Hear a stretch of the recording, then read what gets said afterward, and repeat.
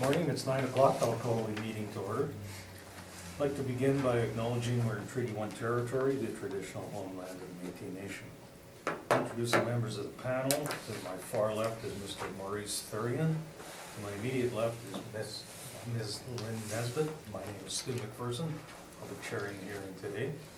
Representing the City of Winnipeg Assessment Taxation Department, Mr. Jeremy Pohl, and the recording secretary is Ms. Michelle Neepin. Excuse me. We'll be hearing applications for revision of the assessment roll in accordance with the Municipal Assessment Act. The matters for which revision is requested have been described in each application. We'll limit discussion to those matters. The statements applicants or the assessor make at this hearing are sworn testimony, and anyone speaking to the matters must be sworn in. Please be advised that comparisons of assessments of properties are not considered evidence of market value by the Board of Revision. The Board of Revision is appointed annually by council. It's independent of it and the city administration. It makes its decisions on the basis of the evidence provided at this hearing and issues a written order that will be mailed to all parties as soon as possible. Please note the board's decisions with respect to an application may be appealed to the Manitoba Municipal Board if the matter pertains to assessed value or classification, or to the Court of Queen's Bench if the matter pertains to the application of exemptions from taxation. Should you wish to appeal, information on how to do so will be included with the board's order. With respect to the hearing process, I'll confirm the matters to be addressed with each applicant following the swearing in. We'll then have the assessor's testimony, followed by questions the applicant may have, and then the applicant's testimony, followed by questions. Each side will have an opportunity to summarize if they so wish. Once all the evidence about an application has been brought forward, the applicant may leave, and the process will repeat for each item on the docket today. The session will close after all the applications have been heard, and then the board will deliberate in private and make its decisions. You'll receive the order by registered mail as soon as possible. This information, all public hearings are live streamed, recorded, and will be part of the public record. Come and swear the parties in, please. If you do have a cell phone, please put that on silent.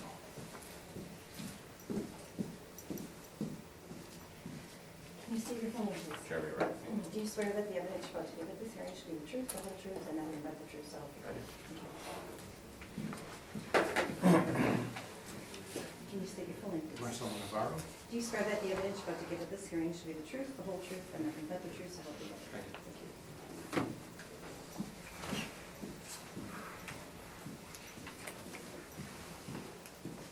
you. Morning, Mr. Navarro. You're here representing the owners of the premises for 12 properties today? That is correct. And it's the amount of assessed value or the annual rental value that we're dealing with only? The annual rental Thank you.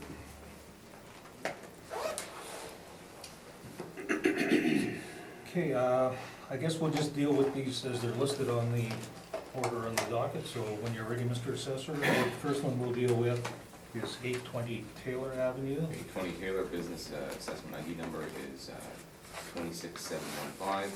The total annual rental value is $1,860,060. It is an OFC building located at 820 Taylor. The premise area that we have is 157,500 square feet at a base ARV of $9.36 with our standard occupancy costs. Yeah, another $385,875 gives us our total annual rental value of $1.86 million. If you turn to the following pages, on page 2, this was the OFC comparable list that was presented at a deal by myself when it was handled by the realty. When I handled the realty with all this, that's the source list. On page 5, are the 3 income streams that were presented at the realty appeal. On page 6 and 7 are pictures of the property. And on page 8 and 9 are the INEs. It is owner occupied. Expense costs are there. On page 10, highlighted blue at the top, is Altus accepting $9.46 per square foot. There might have been a typo because it's $9.36 per square foot, but they're accepting the $9 range that we had on the property for the OFC, and their workups below. So we have $9.36. It's easily defendable when it's within the range. As the range change on page 2. For 323,000 square feet, an average rent of $12.13, a weighted average of $12.80 with a median of $12. We are underneath that. That building is of subpar. It is an older building, need work, so a $9 rate is reasonable. Aldous thought it was reasonable. That was the point of contention when we're at appeal for that rental rate. So we're dealing with VA, simply the rental rate and occupancy cost from that point. Thank you. Mr. Navarro, questions for the assessor? I don't, and I'd ask the board to confirm that.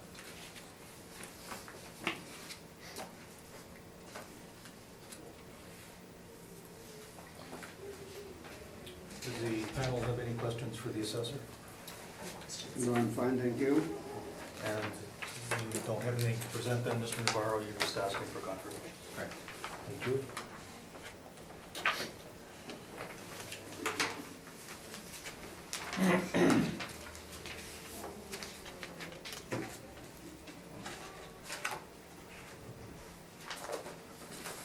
Next, we'll deal with 100 Osborne Street North, when you're ready, Mr. Assessor.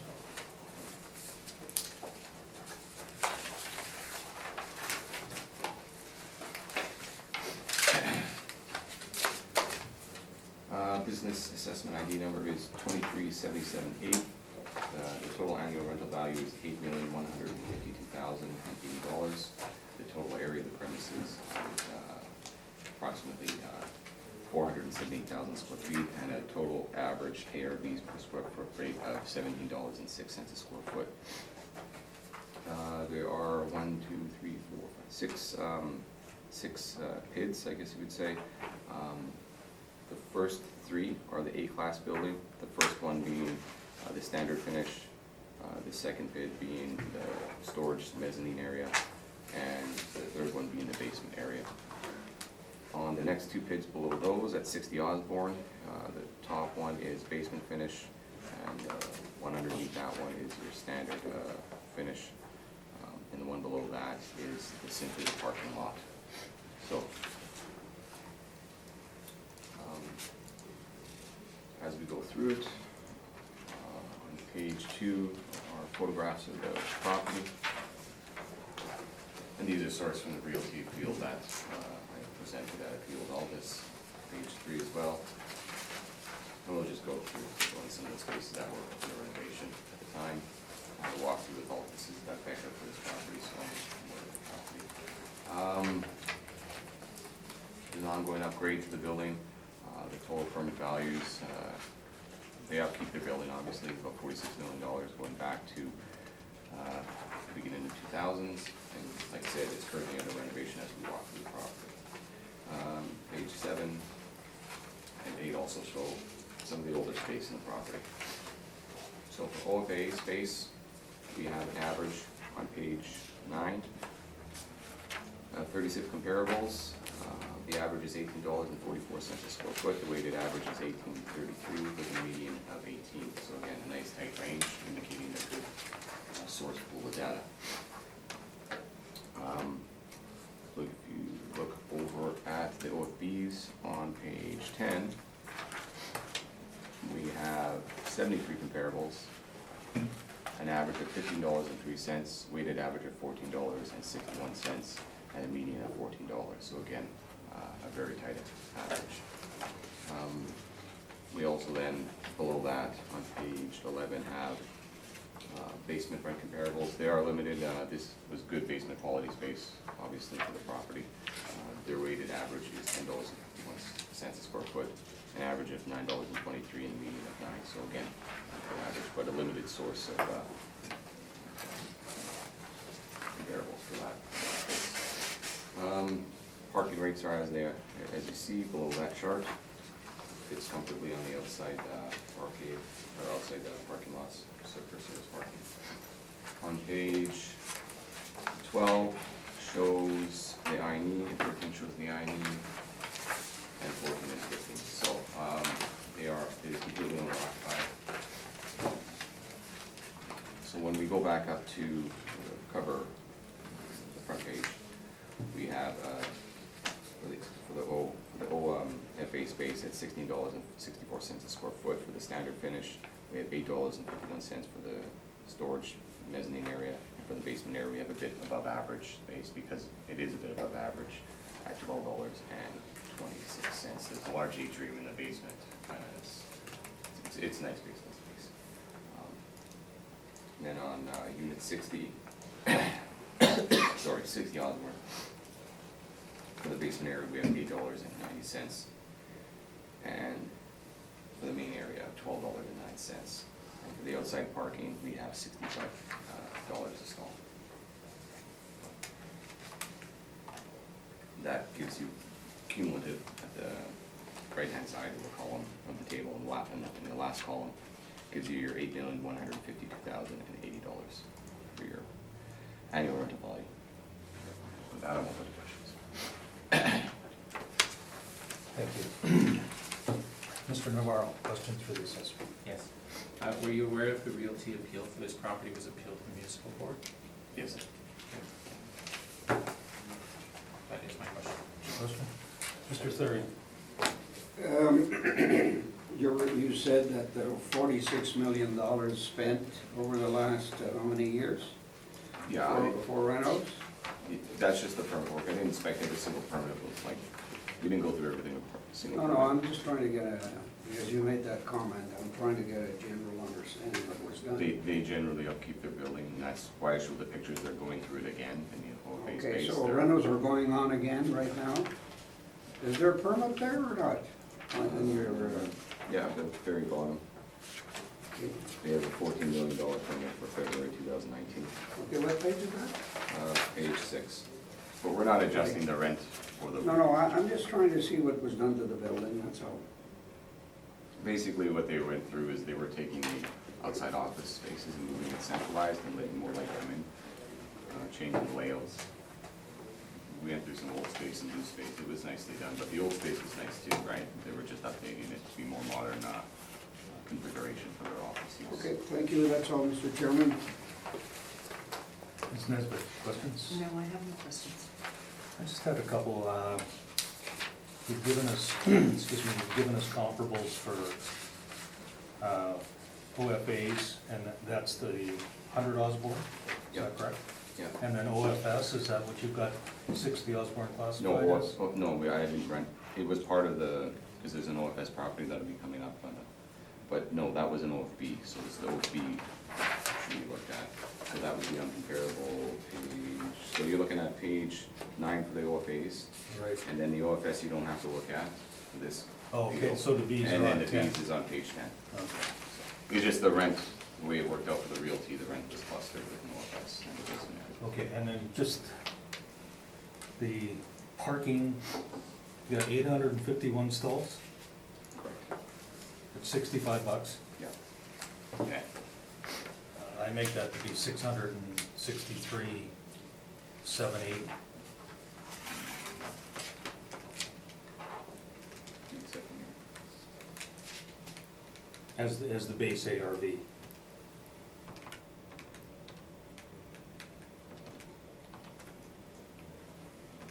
Bear with me here.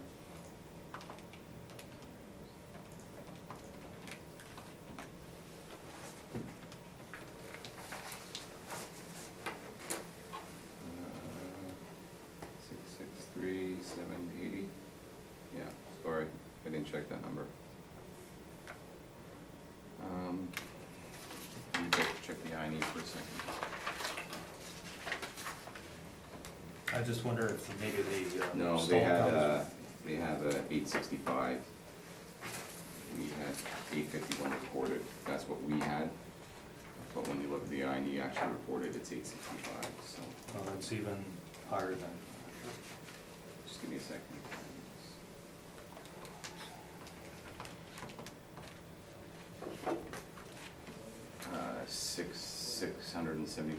$674,700,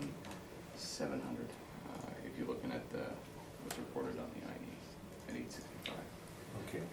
These, But this you haven't INE requested an No, increase? no, I've looked at these in the past. We had a non-compliance issue with the way they were reporting parking income. It was denied. I'm not asking for it here. The board denied it. I'm showing deference to the board today for the order that they did. But as far as the stall count, it varies a little bit. Okay. For that size of lot, if I do this way or that, it would change. Okay, thank you. Mr. Navarro, we'll hear from you, please. Okay.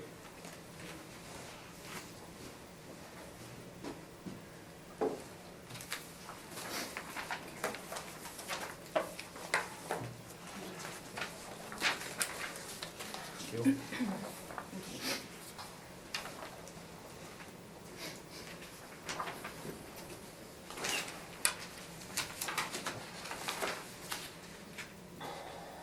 This is 100 Osborne Street, as I turn to page 1.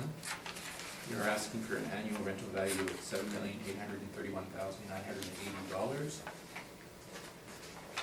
If you turn to page 7, our combined base rental value is $6,662,606. On page 8 through page 9, you can see our calculations for the annual rental values of all the premises. In the appendix, you can see the Board of Revision decision on this property. Mr. Navarro, we're not going to refer to past orders, but thank you. Okay. I've also included the assessors, or the agent's brief on this for 6100 Osborne Street. Again, they asked for $1 million, a value that was confirmed. Again, we're just asking for the annual rental value of $7,831,980.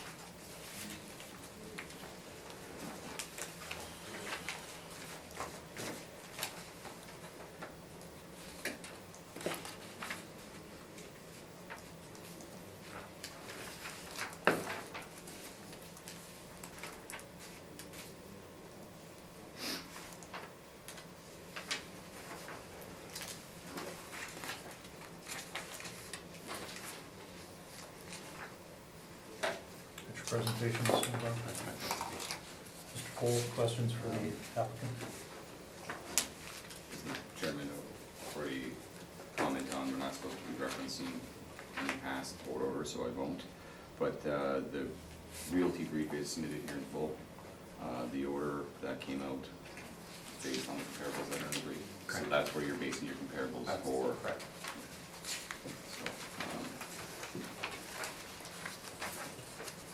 On page 8 is your workup for the units.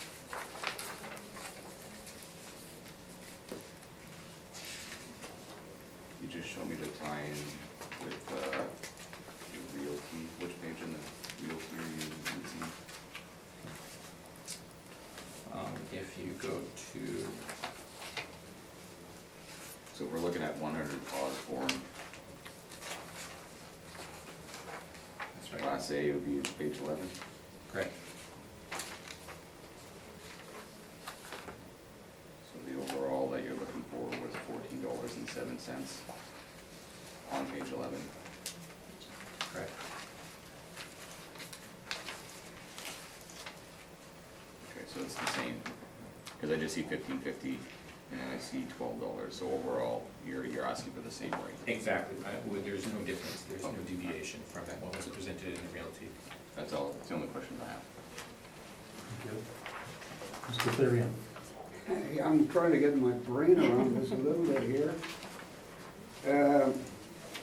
Just to make sure I understand correctly on your page 8, I was just trying to go through each one of them, but I guess I didn't have the time. But on the first one, which is the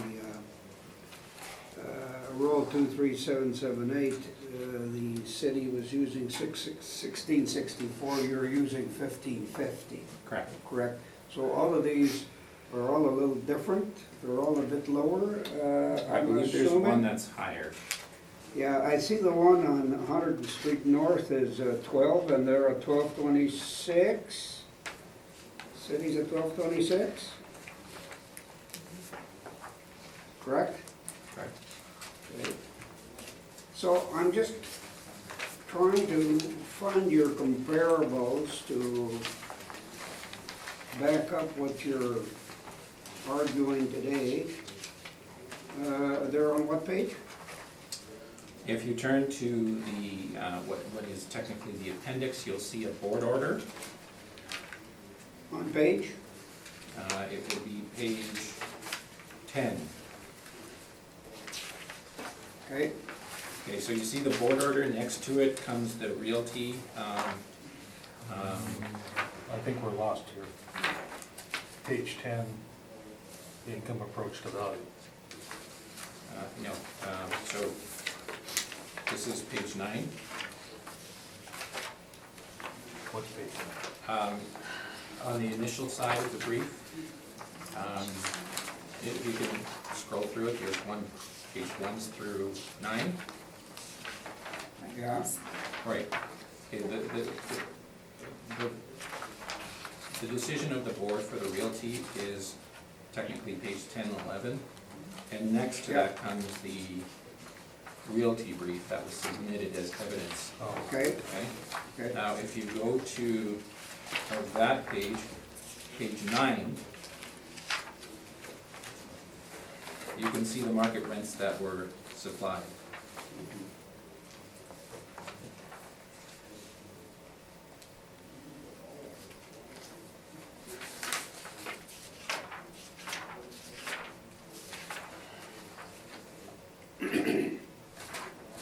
So, if I look at page 9 on your comparables and your average and median is 1657 and 1679, you're using 1550? That is what we used, yes. Okay.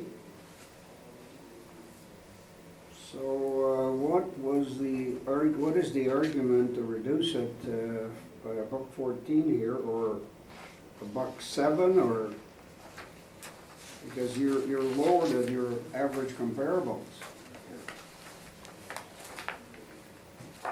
We are, again, this was presented as evidence in the realty brief, so we did not deviate from this.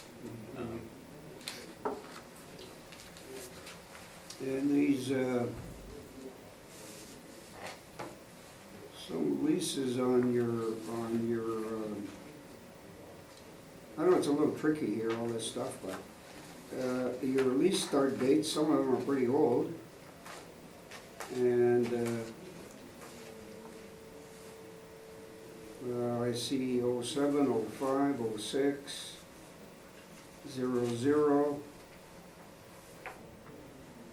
But you still feel, is there one comparable that's better than the others, or you're going on the median here in your argument? Well, I would say that a lot of these leases are long-term leases. If you can look at the dates of it, not just the start dates, look at the end dates as Yeah, well. well, I looked at both, but I So- was looking at when they were Well, negotiated that's, as well. that's the thing though, is that these are longer-term leases. Mhm, Often these leases are front-loaded.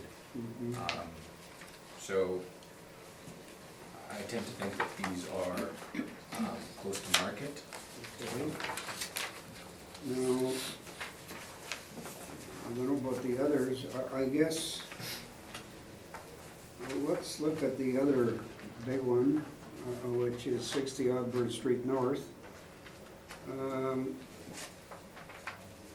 So you're asking for 1157, and what was the city using on this one? Am I doing okay, Mr. Chairman? I'm not trying to drag this out here. Are you asking me or The the? city No, was, I'm asking the chairman if that's okay, to ask Yeah. these the questions. city was using 1209. 1209, yeah, okay. And so where would that be in your comparables?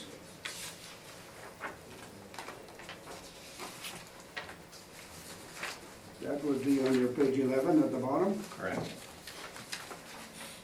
So where are the comparables for this? Sorry, In the back? no, again, we're using page 9 comparables. Oh. Oh, storage. No, this is. So you're at, I think it's on page 12. Yeah. Of the realty submission. Yeah, grade I've 12, seen and this your, before, your yeah. average is 1212, and your median is 1133, is that correct? Correct. Okay. And you're asking for 1157, so you're in that range on this one. Okay, that's all, Mr. Chairman. I was just trying to get a bit of a handle on it. Maybe my colleagues are gonna have more. Thank you. Ms. Nesbitt? No, thanks for asking those as Well, well. And the that makes sense occupancy of it. costs, you're accepting the model occupancy costs, no issue with that. Okay, thank you.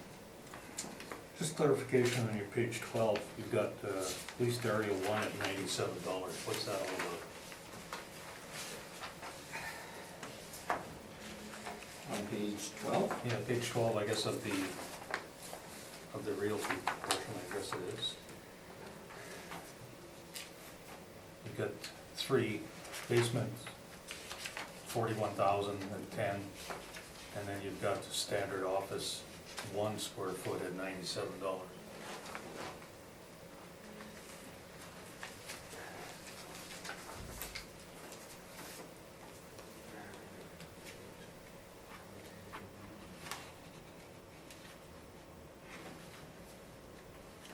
I'm sorry, I can't answer that.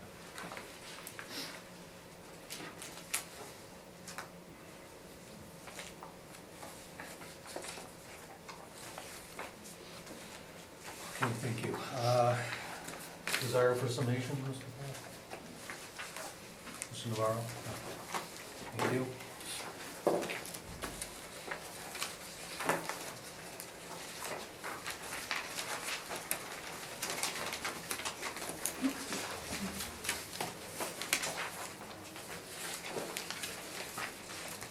Next we'll deal with 226 Osborne Street North, Unit 100. Okay. Business assessment ID number is 29678. We have a total annual rental value of $53,340. Total area of all premises at $2,991 for a total ARV per square foot is $17.83 a square foot. But before we go through that, we can turn to my page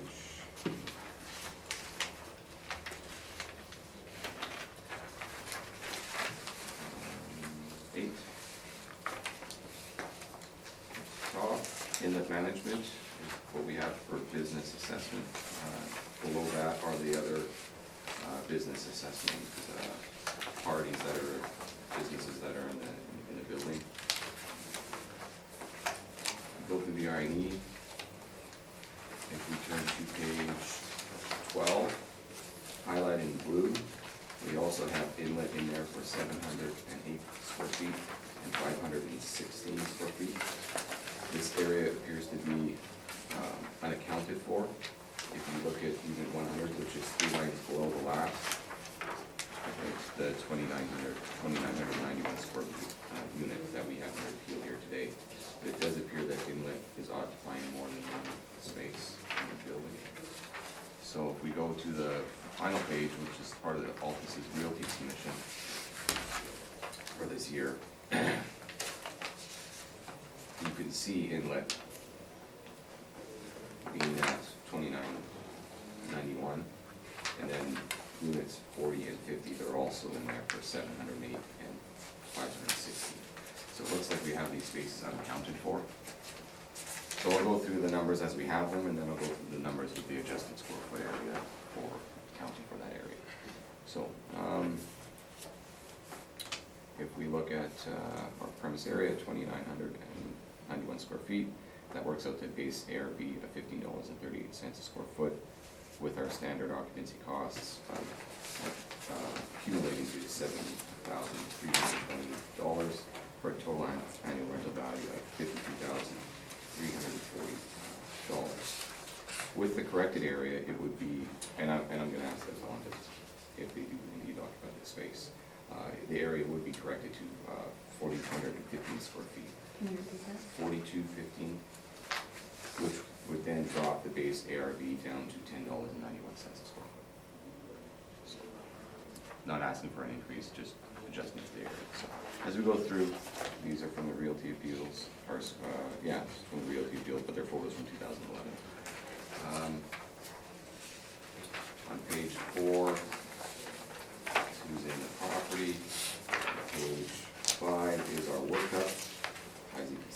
spaces that we didn't have.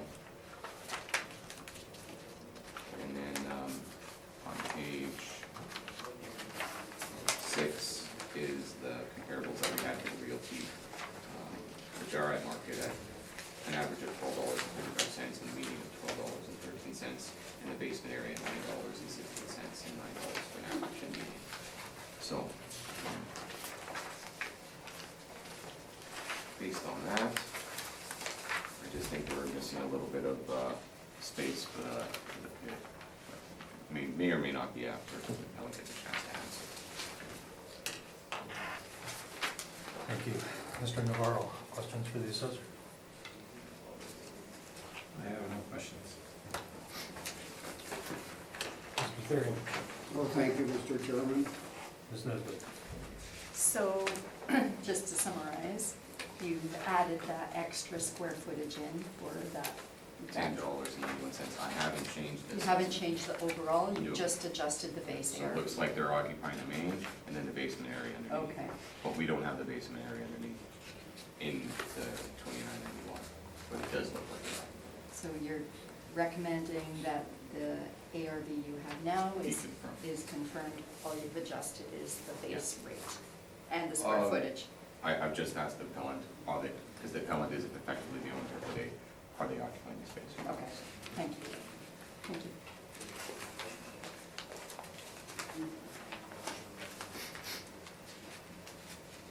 Yeah, but I have nothing. Thank you. Mr. Navarro? I said confirm.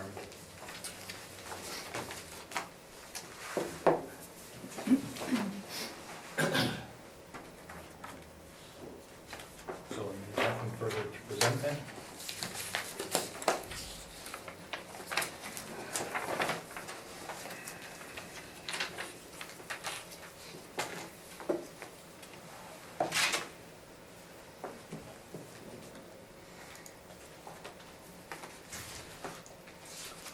Okay, 560 Broadway we'll deal with next, Mr. Assessor.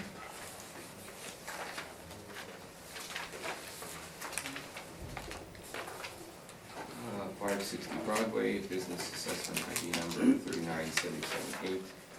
The total annual rental value is $73,740. The total area of the premises is approximately 4,731 square feet for a total ARV per square foot of $15.59 a square foot. This was the OFS portion of the Great West Life property. So the top head at 3,255 square feet is the above grade area, and then the basement area is the one below that, at 1,476 square feet.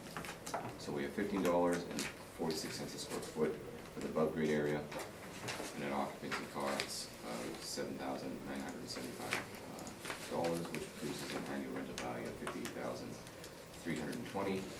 And then for the basement area, we have base ARV of $8.01 per square foot, and then a total occupancy cost of $3,616, which produces an annual rental value of $15,420, which cumulative is $7,340. So, on the next page, page 2 is the OFS comparables. For 445,000 square feet of inventory, we have an average of $15.19 a square foot, a weighted average of $14.73 a square foot, and a median of $20.72 a square foot. So again, that's a very tight analysis, very tight range. And then again, we have the basement comparables that are on page 5, which is again the $9.23 a square foot per average, weighted average at $10.51 and median at $9.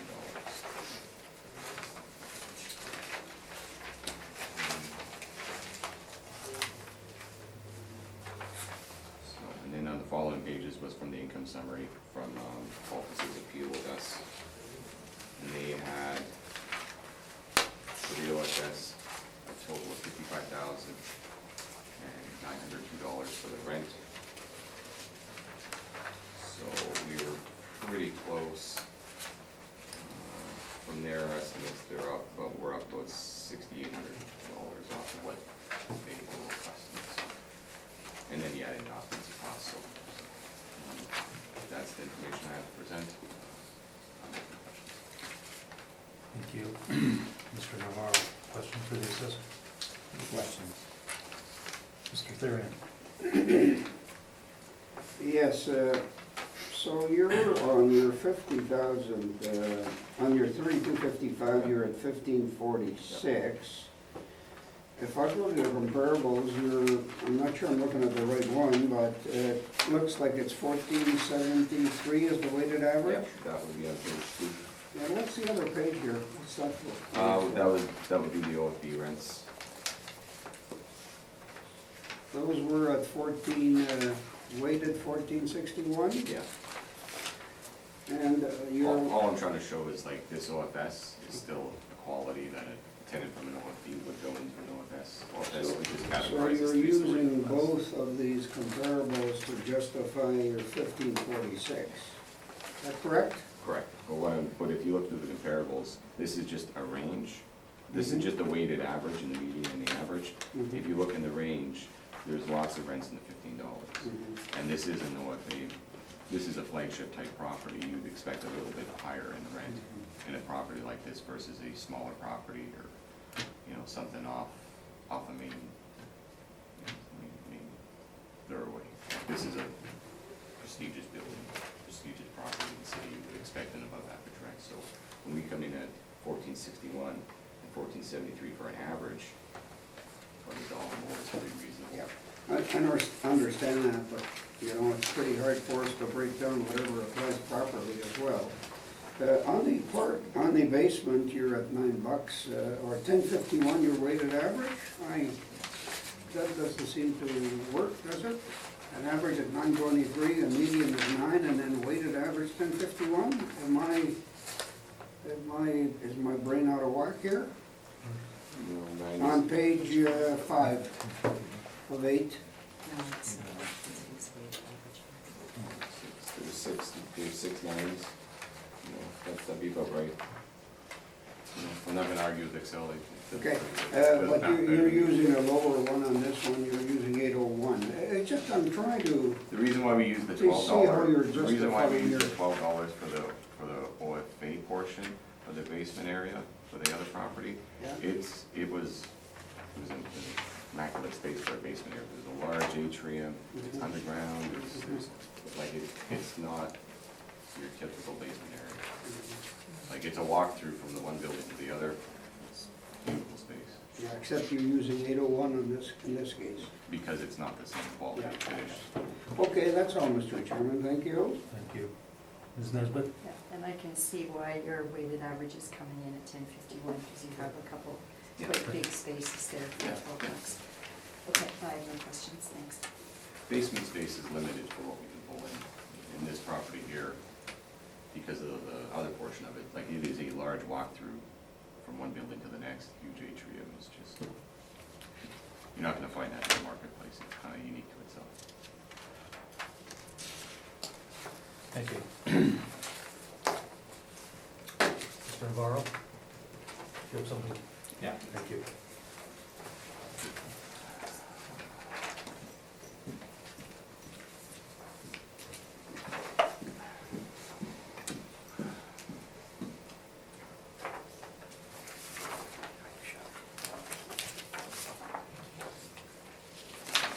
Okay.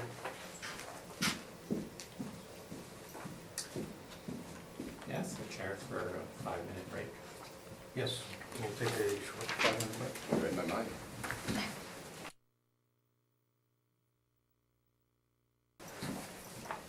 Okay, I'll call the hearing back to order.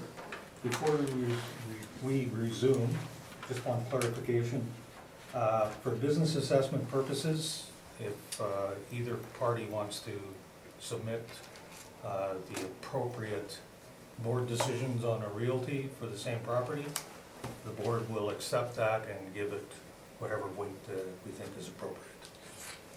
So you, just to be clear, you can put 0 weight any way you want on it, but you're not saying whether appropriate immediate, like a 2020 realty bill, you will accept and will see a 2020, for business assessment 2020 appeal, you will accept a 2020 realty board order for that same property. We'll accept the border, yes, that's correct. Okay. For the appropriate year Yeah. for that. I've been bringing in both sides as best I can, just show us. No, I understand that, and that's what I'm saying, we'll, for business assessment purposes, we will consider the realty.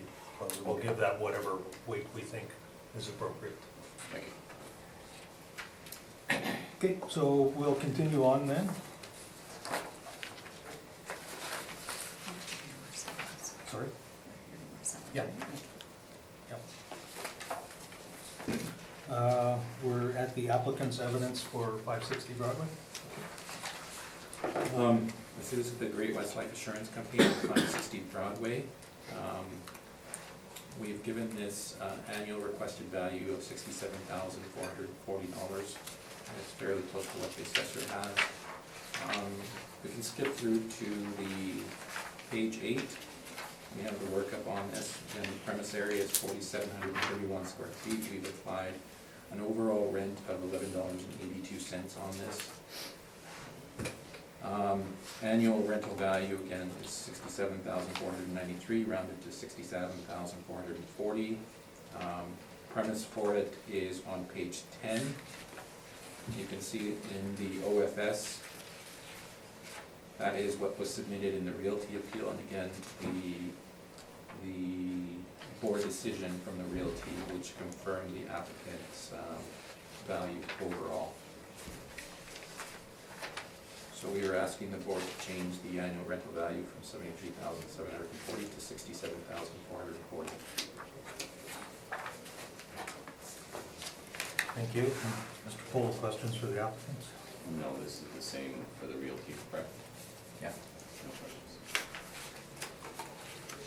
Mr. Thurman? Well, just looking at your overall rate, what's your overall rate in your, oh, I'm back to the city, I'm in the proper spot here. You wanted my overall rate? No, you gave that. Okay, At 1182. yeah. What was the city's overall rate? Well, we have broken it into two different, Well, it's different now, so. well, we have the basement area and. Yeah, well, I can work it out. Just give me a second.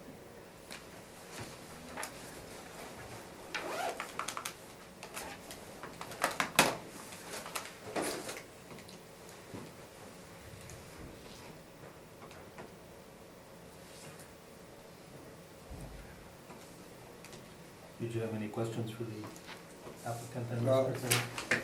Well, I was just, I was looking at the comparables. Right. Trying to, okay, so I'll see where so you're basically using the order of, using the same rate that was used on the real estate appeal, correct, Mr.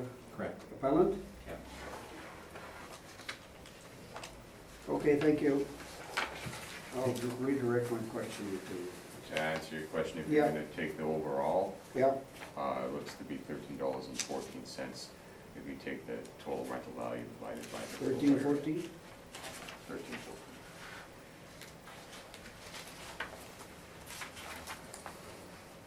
Versus 1182.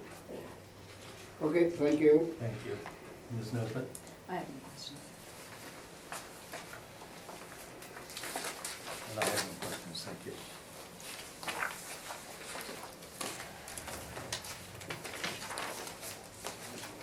I'm going to go on the assumption that no summations requested on either party. Unless you do, please jump in and let me know if you'd like a summation on a property. That'd be fine. Thank you.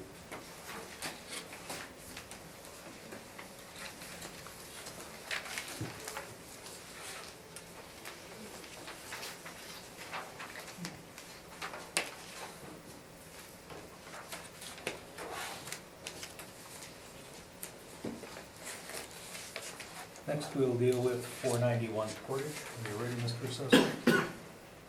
491 Portage, business assessment ID is 37,777. The total annual value is 358,860. This is an outside parkade. There's 356 stalls. We have it in at $84 a stall. And the math works out to be, as I said, 358,860. Page 2 is a picture of the aerial photograph of the property. And then on page 3 is our standard comparable sheet that I'm sure the panel has seen multiple times throughout this cycle. So we have 1, 2, 3, 4, 5, 6, 7 comparables that are unheated.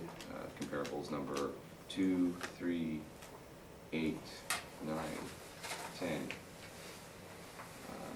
13, and 15, all outside, all above for their net NOI of what we put it in at. It is at the boundary of downtown kind of thing, center business district. That's why it's a little bit lower than what it would be if it'd be more centralized. So at $84 a stall, that's what our model predicted. That's what we're putting it at.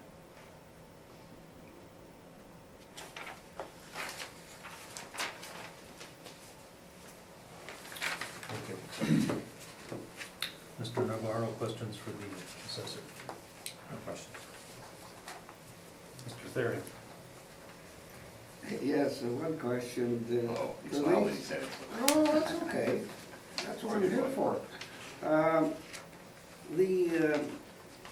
The subject, do they have plugs to plug in, do you know? I haven't been on this parkade. Couldn't tell you. No, what about the comparables? Can you tell me? Some of them would be. Some. Yeah. So we don't have evidence on that? No, we didn't. Whether I don't they have an plugged or analysis. not. I don't have an analysis whether they plugged or unplugged. I'm sure we have it recorded on our data point somewhere, but Yeah. that would be getting. Well, to me, it's an important issue when it goes to 30 below. So that's for what it's worth. That's why I'm asking the question, Mr. But they Chairman. only cycle it on like every 15 minutes of an hour, so. Oh, yeah, but it makes a difference between staying I know, there or I'm being kidding. towed. But no, Okay. I couldn't give you that breakdown in analysis. Okay, thank you, Mr. Chairman. Thank you. Ms. Nesbit? I have no questions. This is a parking structure, Correct. so 3 levels. 3 levels. I've never been in this one, but I've driven by it many times. It's the one just a kitty corner to the Bay Parkade, or Bay. When you go through it, it's roof and then 2 floors. 3 levels and, excuse me, and to the best of your knowledge, it's not, there's probably plugs, but it's heated versus unheated, would be totally enclosed and. No, there's no heated space in this. Right, but I'm saying heated would be if it was totally enclosed, like underground Yeah. or something like No that. need for plugs. Unheated is open air. So unheated, regardless if you're on the surface, you got plugs or it's open air, still on. Thank you. Okay, Mr. Navarro, would you review, please? Okay, this is 491 Portage Avenue in the LNT Pin Park. We're asking for an annual rental value of $320,400, and the subject property is an above-ground parkade with 356 parking stalls. It is attached to 491 Portage Avenue, which is the Rice Financial Building. This is the building located next to the University of Winnipeg. And this used to be the home of the Greyhound bus terminal for many decades. Again, it's been converted into a Winnipeg transit hub. And it was originally built in 1964. If you go to the analysis section on page 5, we've chosen a rate of $150 gross for this parkade. Times 12 months, that's $640,800 in gross income. An expense ratio of 50%, that gives us $320,400 in net operating income. Added minimal occupancy costs, we have a rounded ARV of $320,400 or $358,860. In the appendix, you'll find our rent comparables.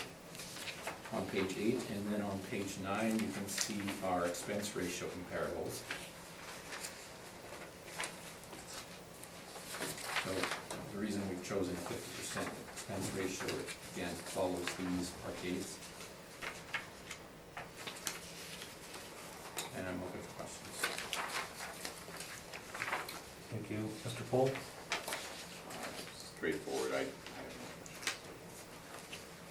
no Mr. questions. Therian? Yes, I might as well follow up on my plug question.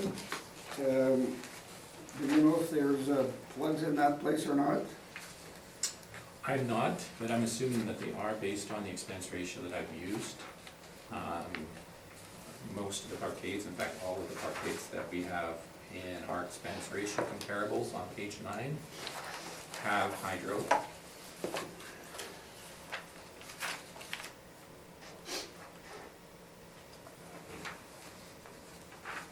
Yeah, okay, and I don't know if that makes sense or not, but on page 6, again, we don't add anything for hydro on the occupancy costs. Is that an argument that stands or not? When you use a flat rate, less 50%, and then there's nothing placed for hydro. I know there's no heat, water, or air conditioning, but there's hydro. $1.26. Yeah, I would ask, again, we followed the methodology of the assessment department on the occupancy cost, not just for this property, but for all the properties on this docket. Your premise is right, there is a hydro cost there. The hydro, sorry, I'll interject, the hydro would be for an occupied building, for the Yeah. comfortable costs of an occupied. Would? Yeah, so we don't have an analysis for Okay. plug But- parking, we don't know, there's no And also- data to come back to us to make a. Also, to add to that, with your typical property that we hear for business assessment appeals, we're always under the understanding that it's net rents, correct? In the case of parking, as I've argued many times, there is no such thing as a net rent in parking. All parking rents are gross, and then expenses are taken out from that to come up with a net operating income. So we've actually already accounted for hydro in this. Yeah, we get different ways of approaching this though at our hearings, you know Yeah. that. Well, I just, I thought it was in your evidence on page 6, so I said, well, why is it there or not? Because I don't know all the ins and outs of this. I'm Yeah. just trying to put logic to it. Okay, Yeah, thank you. Ms. Nesbitt? I do have a question. On your page 5, you're using an expense ratio of 50%. I know that the city's model is 45% for an expense ratio. And looking at your page 9, there's really only one property that exceeds 50, most are 46, 43, 49, 48. Why are you choosing 50?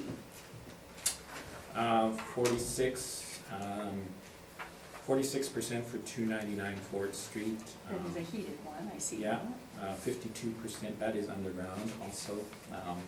52% for 329 Hargrave. Mhm. You also note that that's a 2015 build. Okay. 1990, 35 Albert, 49%, Lombard, 48%, Hargrave, 50%. The only one that's not close to that is 295 Memorial Street. Mhm. And part of my reasoning for kind of ignoring that one is that I know that a lot of capital has been put into that property in recent years. So I would almost expect the expense ratio to be somewhat lower after having done so much work to it. Okay. So I chose from the properties that I think are more representative of it, so you could call it a weighted average, almost. But I think it's closer to 50%. In fact, for two of the appeals that I had, for 35 Albert and Lombard Avenue, that's what I argued was 50% expense ratios. And I believe the city uses 45% not just for parkades, also for parking lots. That's right. And I Everything. tend to think that it tends to fluctuate a little bit more than that. So you do have 35 Albert Street highlighted on your page 9. Is Yeah. that because you think it's most similar to this one? No, because the expense ratio on there also was about, if you look at the INE for 2017, it's actually lower than this. Did you bring It's- the INE? So I didn't, but the reason for it is that the actual taxes are not in there. And that's what, that actually accounts for one of the largest portions of the expenses in a property. So because the taxes were actually not reflective of the actual taxes, in the income and expenses, for 35 Albert, we made that adjustment. okay. So you've adjusted that particular one. Yeah, That's why it's highlighted as Yeah. something. All right, thank you. I have nothing further, thank you.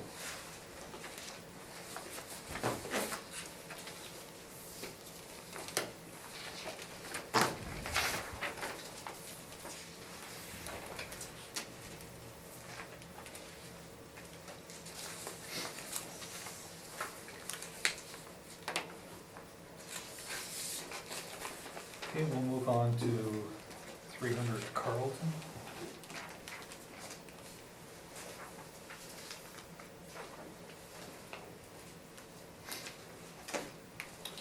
Carlton? This one? I'll get 300 Carlton. Sorry. Number 6. Give me 1 second. I might have this one.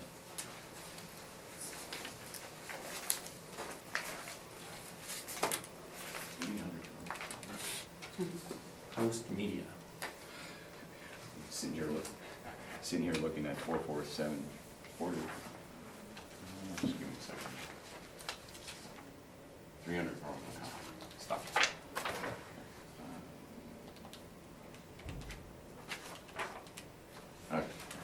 Okay. 300 Carlton. Business ID number 41050. Total annual rental value of 479,880. Total area is 36,189 square feet. For a total annual rental value of $13.26 a square foot.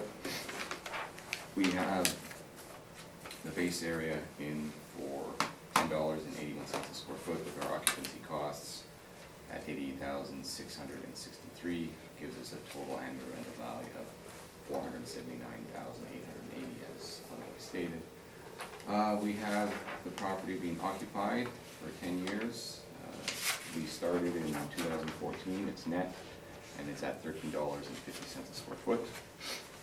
On the following page, on page 2, highlighted in blue, is $13.50 a square foot, that's the net lease.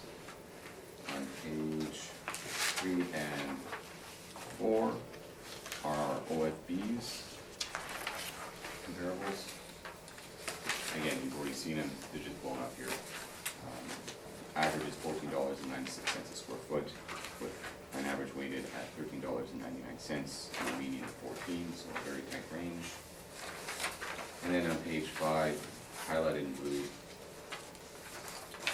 the 27 Class B buildings, they have a weighted average from Cushman, Whitfield, Stevenson at $50.31 a square foot, so a little higher. We do our cutoff as the rents that are approaching the reference date, their analysis. It's their independent analysis, I'm not sure if they grab all rents, but their population size is obviously bigger than what we're working with, because they're reporting about 3.5 million square feet at $50.31 a square foot net. And then on page 6 is just a Class B office space that's vacant and being offered. As you can see, in the downtown area, they're offering it about a $14 range overall, with a 17, a 16, a 12.50, there's even a 10.25. But the overall seems to have around $14, which is consistent with what what I've reviewed, and then pretty consistent with what they're actually in at $13.50 a square foot. So with that, I'm open to questions. Thank you. Mr. Navarro. I have no questions for the assessor, and I would ask the board to confirm. Mr. Therian, questions for the assessor? No, thank you. Ms. Elizabeth? No question. No, I have no questions. Thank you. So nothing further to present, Mr. Navarro? No. Thank you.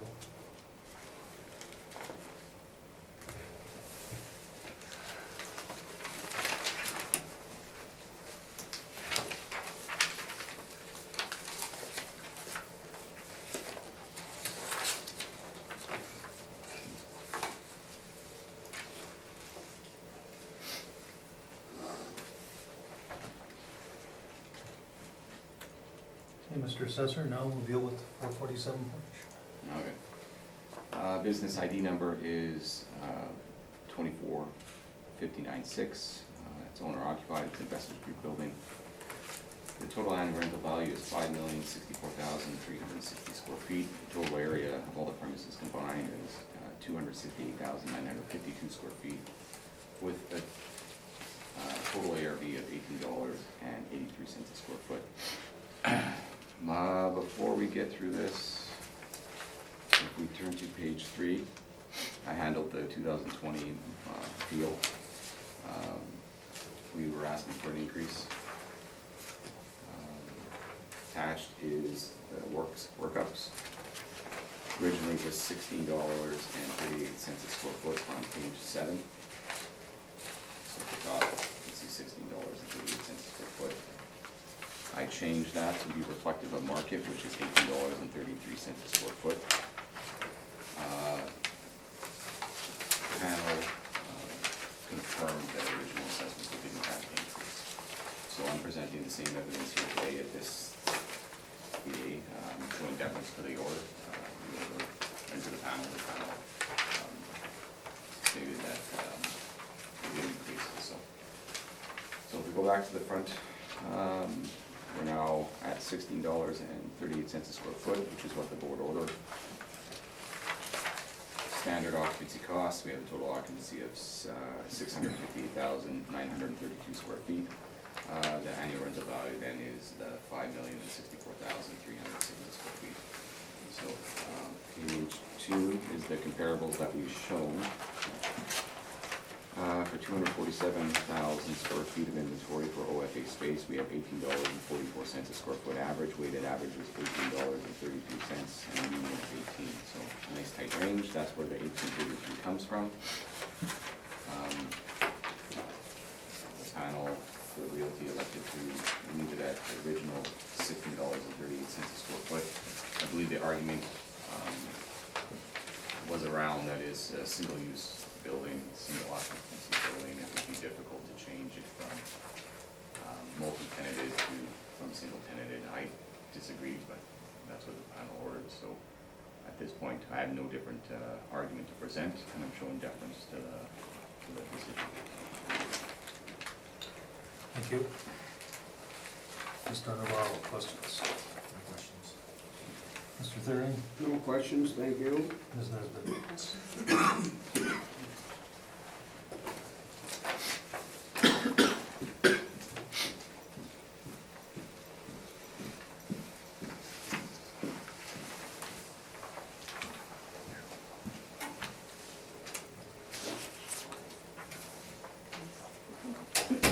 Thank you. Okay, Mr. Navarro, when you're ready, we'll hear from you, please. And 447 Portage Avenue. We're asking for an annual rental value of $4,827,660, and this is essentially the same argument that we presented in the realty appeal. The market rents were taken from there specifically. We've chosen a base rent of $15.50 per square foot. We've added for occupancy costs, giving us an annual rental value of $4,827,000. That's on page 6. $827,688. We've rounded that to $4,827,660. That is my presentation. Thank you. Mr. Poole, questions? This is the exact same comparable list that was used in the. Correct. Yeah. I'll address it in summary. Mr. Thuring? We're looking at at your comparables on page 4. And, because you're at 1550. And, so obviously you must have mentioned that somewhere, that you've adjusted it by about 50 cents in your logic, I guess. Could you maybe try to clarify this for me, please? The city's at 1638 and you used 1550, but I'm looking at your comparables trying to see how you're justifying your 1550. Thank you. Well, our average is 1565.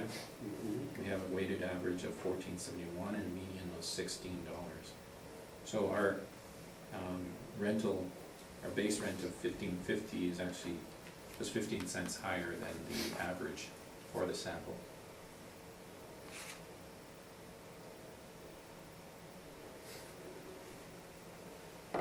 So the leasable area, is how much here? 268.95. 268.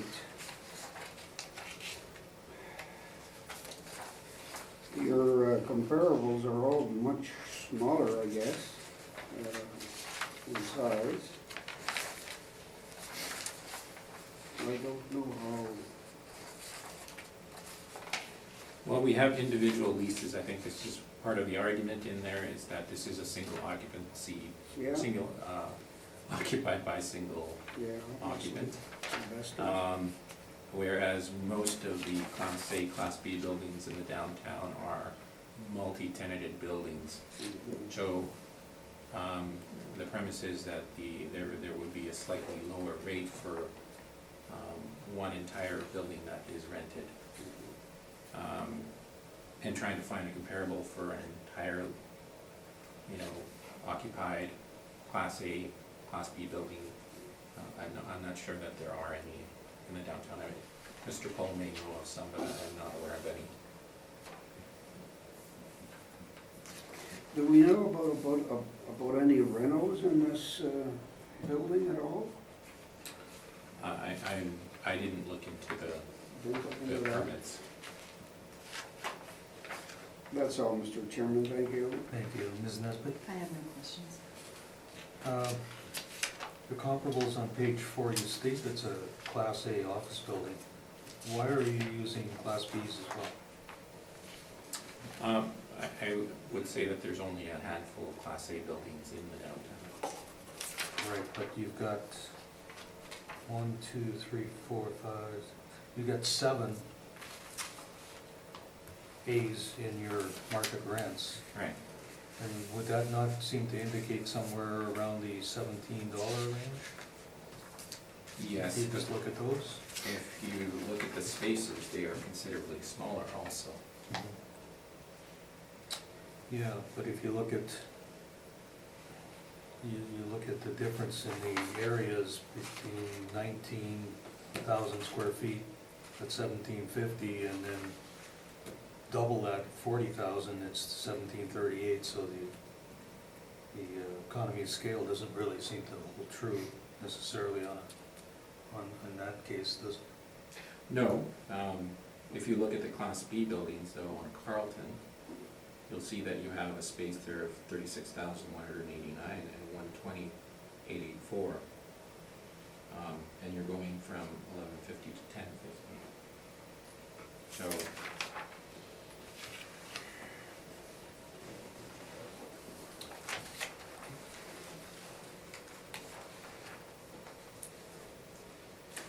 Thank you. Yeah, just some summation. Certainly. And I did that because I did all the OFAs with all this, so I would assume Mr. Navarro wouldn't have heard mine and Gary's argument on his analysis here. So on page 4 of the felon's brief, as the chairman pointed out, there is 7 OFBs. If you simply remove the OFB arguments and their low rent, that their weighted rent numbers rise to approaching $18. I did that analysis for this appeal for the realty. I didn't do it here, I'm merely speaking under oath. That when you remove those, it's pushing our $18. And that appeal for the OFAs, Mr. Rod Slaughter presented about an $18 rent range. mine was a little higher, 1833, we were pretty close as far as OFA rent ranges. So when I see this analysis here, I just don't think that there should be any OFEs and done in a way that skews the number back down from what all this is already presented for what the OFA market has been. Thank you. Mr. Navarro, submission? No submission. Thank you.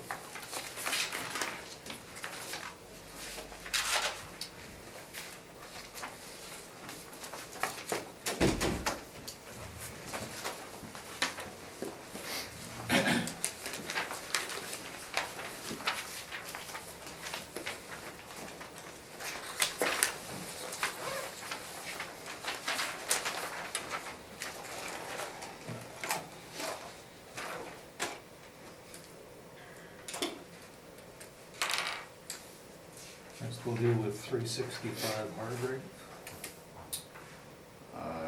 Business assessment ID number is 538084. The total annual rental value is 55,560. Total number of stalls are 38. We have 20 indoor heated stalls and 10 outside unheated stalls. We have $138 a stall for heated. We have $76.50 for unheated. And as you can see, the math to the right of that works out to $55,516 a stall. If you look at our comparables on page 2 and page 3. On page 3, comparable number 14 is the subject property. They're asking for unheated, or for heated, I should say, between 150 and 210. So, this should be the same standard comparables that we presented at appeal for the 2020 cycle. It's within range of market. With that, I'm open to questions.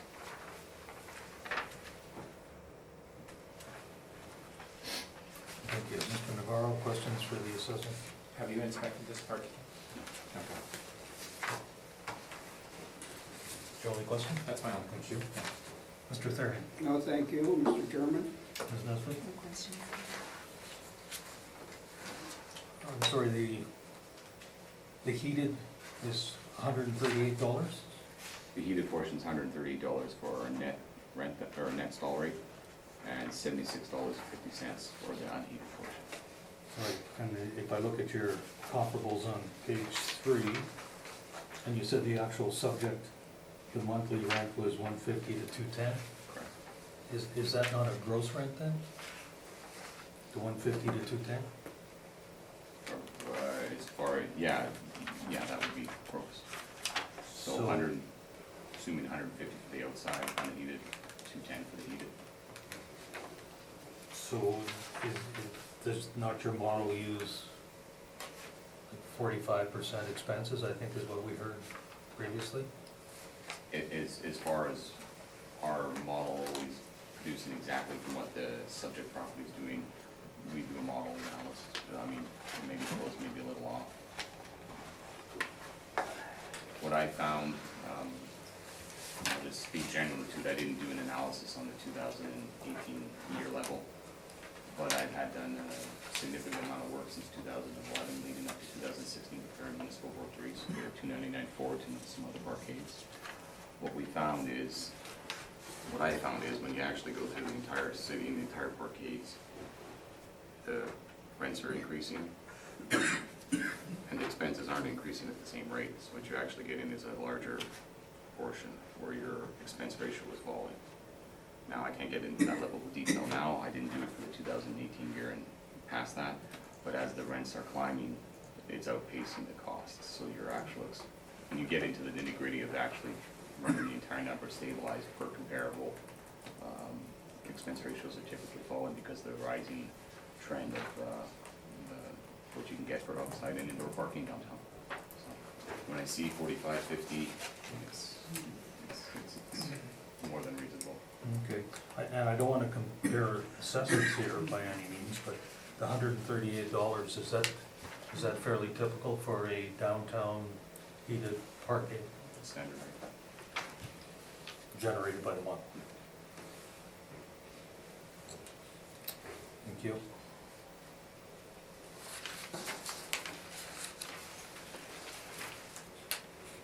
Mr. Navarro?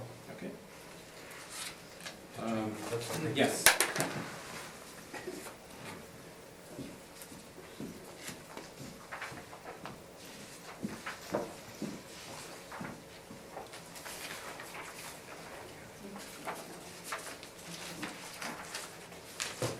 Good.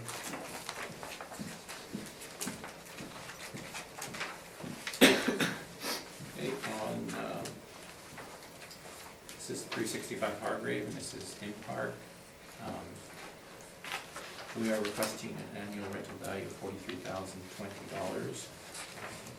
As you can see on page 2, this is the location of the property. I'll make one correction.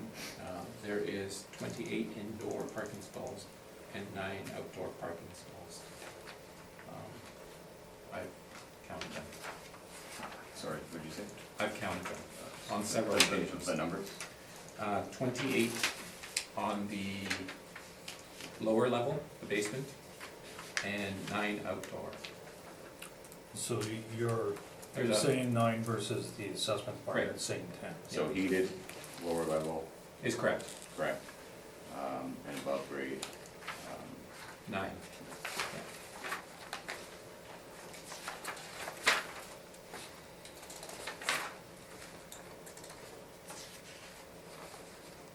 So again, you see that on page 5, our rental value is $43,065. If you turn to page 8, that is consistent with our realty appeal.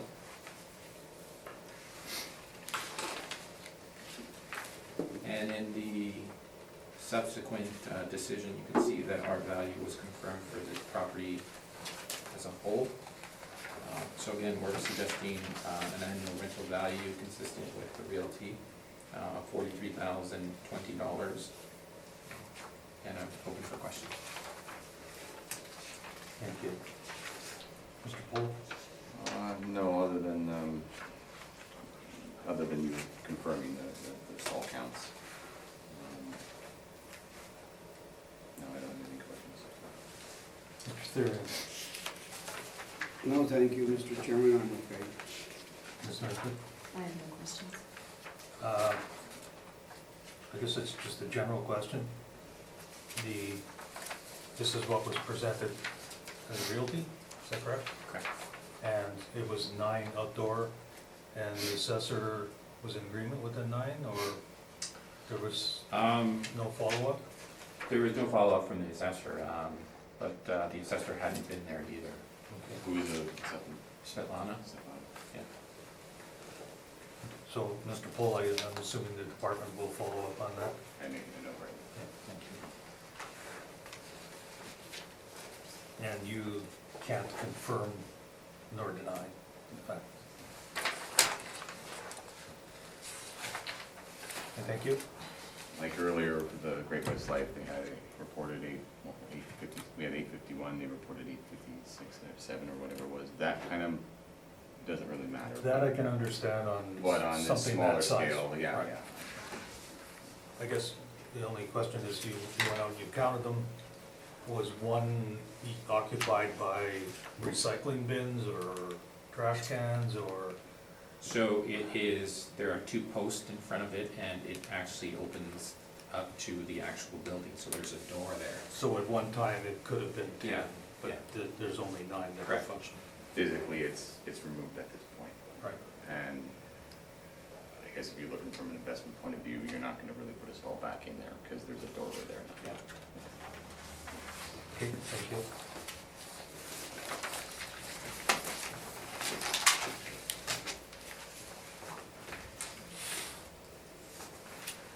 All right. Now we get to the fun one.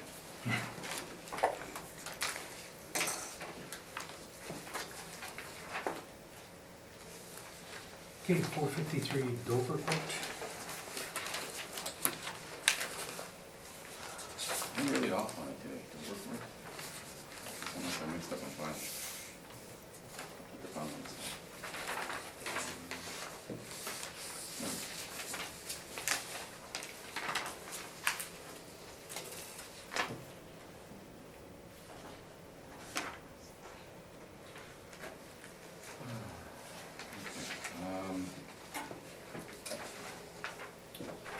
business assessment ID number is 28180. Annual rent value is $555,360. Total area of all the premises is 36,440 square feet. Overall ARV is $15.24 a square foot. So for the 36,440 square feet, we have a base ARV of $12.79 a square foot, and a total occupancy cost of $89,278 for the total annual rental of $555,360. It is occupied by Hydro. There are no tenants. On the following page is the INE that we submitted. And underneath that, they report their cost to us just in a bit different format, which is acceptable. And then we have on page 3, our OFS for the area that it occupies. We have 445,000 square feet of inventory with approximately an average of $15.19 a square foot, a weighted average of $14.73 a square foot, and a median at $14.72. So again, a very tight analysis for the area that it's sitting in. So at $12.79 a square foot, I think it's reasonable. The occupancy cost as such, I think $555,360 is appropriate. Unless questions.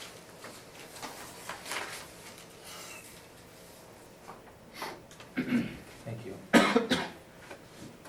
Mr. Navarro? In terms of its single occupancy and its location, do you think that that would present as maybe a less favorable situation than some of these comparables that you've given here? As far as single occupancy versus multi-tenanted building, I've yet to really see an argument yet that really can justify a deviation from the rental rate. In any given typical type of property, you can make the argument that because it's single occupancy, it could be a more select tenancy, but there'd be higher competition for it because there's less on the market if you're looking to have an entire building. You could also make the argument the other way. If it be single CRUs, you'd have more of a marketplace to move into it. I can't make a breakdown of rent either way. And in terms of its location? The location is on Bill Report. If you look at the comparables, they're on Pembina, Waverly, Taylor, Osborne, Buffalo, it's in the area, Wilson, Chevalier. There's lots that are in near and immediate vicinity. Those are my questions. Thank you. Mr. Thurman? Yeah, I'm looking at the comparables too on page 3.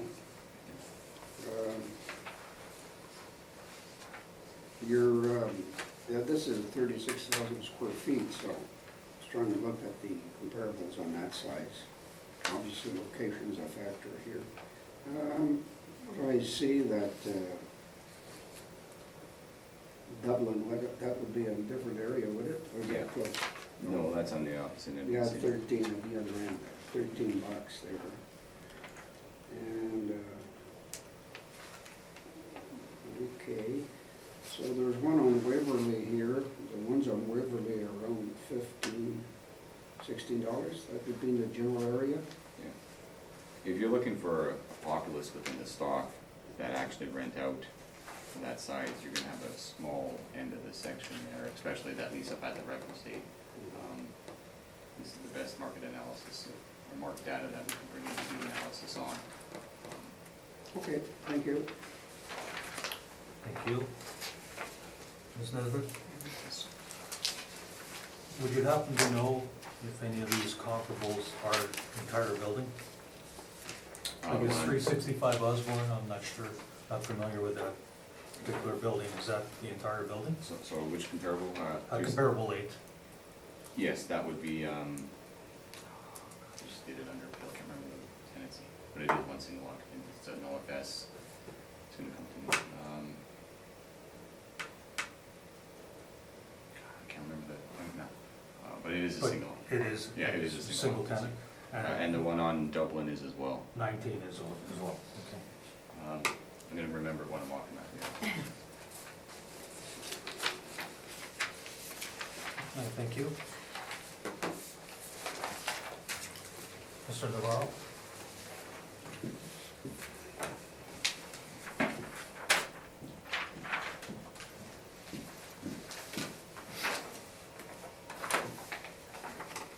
I was allowed to use my phone, I can tell you what it is.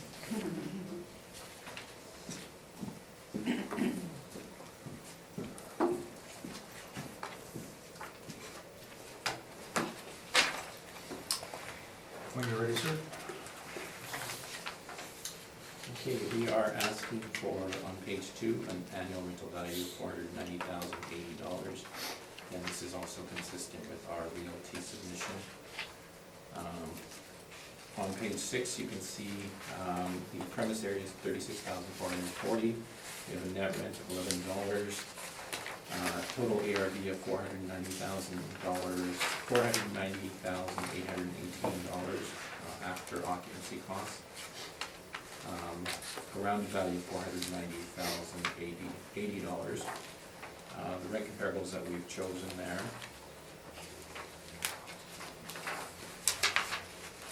And that is basically my presentation.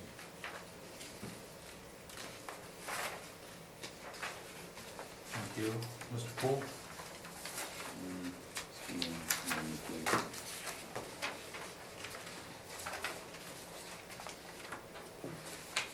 Who's the tenant at Bolts? That's the one before.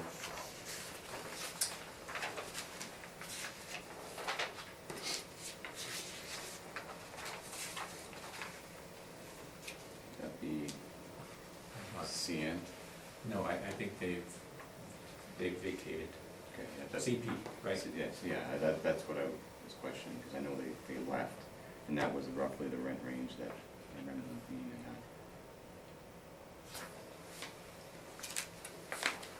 So, my question would be is if they vacated that size of space, there wouldn't be another tenant in there, so that would be an older lease that they vacated on, right? In terms of the new lease, Because there's two buildings on that property. One right, we're building this out. is the larger building, right. I believe whoever went in there took over the lease. Over the lease, okay. I'm unaware there's a new tenant moving in there. That's the only questions I have. Thank you. Mr. Thuring? Yeah, I'm looking at your comparables too.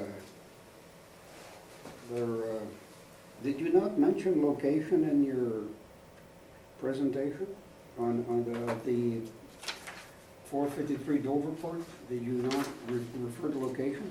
Well, I'm looking at locations on your comparables, they're all over the place. River, Maine, Spears, Yeah. so I don't know. Well, what I would say, for example, about 30 Spears Road is that it's an office building in a non-typical office location. And that's what I would say about Dovercourt, is that it's an office building in a non-typical office location. We can look at some of the properties there in the assessor's comparables, and I'm not disagreeing with the rents there. I mean, they are the rents in place, but some of the locations are what I would say more appropriate for office locations. So when I look at Pembina, Waverly, Taylor, even Provencher, I would say that those are more appropriate for office locations. I would say that this is more of an industrial area, and there just happens to be an office building there. So that's what I mean by location. Okay, that's all, Mr. Chairman, thank you. Thank you. Ms. Nesbitt? I have no questions. You said this is basically what you presented for the realty, but you didn't include a borderer here, if we would. I think the board confirmed.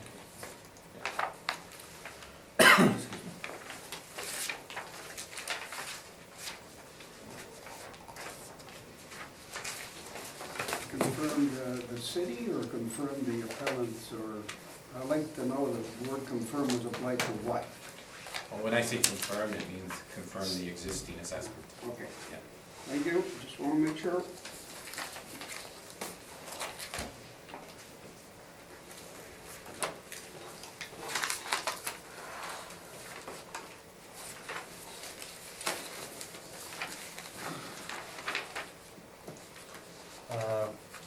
This next property, are we anticipating a longer session with this one?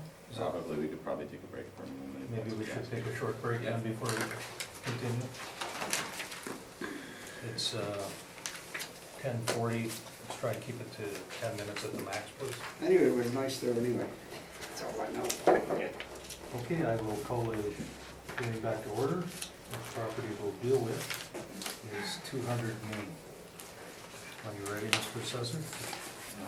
Business assessment ID number is 33729. We have a non-compliance issue, with her issue. I'm recommending that the burden of proof be placed on the applicant for non-cooperation as per section 53(3)B of the Municipal Assessment Act, and if a reduction is to be made or ordered by this board, that it follows section 54(3.2). I know we're not supposed to handle orders, but on the legal side of it, I guess, this was under appeal for 2000, I can speak to it, if you like, for 2020, I had the realty appeal. We asked for non-compliance, it was granted. That was since challenged to the Queen's Bench by Altus. We now have the business assessment for the parquet. The same non-compliance matter applies. We asked them for the same non-compliance penalty. So the point of failure has already been accepted by the board as far as the failure, and now it's merely a question of should it be applied to business assessment. Did you provide us with the information from the realty portion? Do you have the, This is what I'm, yeah, this is what I'm doing now. is that in the brief or? Yeah, I'm gonna speak to it. So I'm just gonna highlight it. So, do you want the realty order confirming the non-compliance being awarded? No, actually what I was looking for was the letter that was sent and the proof that they received. No, this point of failure wasn't that they didn't, wasn't that they didn't get it. They got it and they returned it, but they haven't returned the number of stalls or the hourly rates or the monthly rates. So they reported a gross rent, and I'll get into that as we go along. So this is just the parquet. Parquet, just the parquet. So I can speak to And, it, but and have you given us what they have returned? That's Yes, yes. this. yes, And you're saying, you're asking for non-compliance because they didn't give you any information on page 4 regarding the parking. correct. Is that And correct? that follows 223 James' order for exactly explicitly the same scenario. So I will go through all the documents to prove the point of failure. I've already proven it for the realty, it was awarded. Now we're just applying it to the business assessment as they are owner occupied, and the same point of failure would apply to the business assessment as well.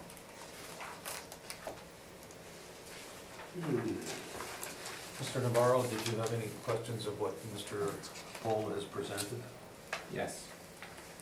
The first question is there any requirement for you to provide advance notice of this request for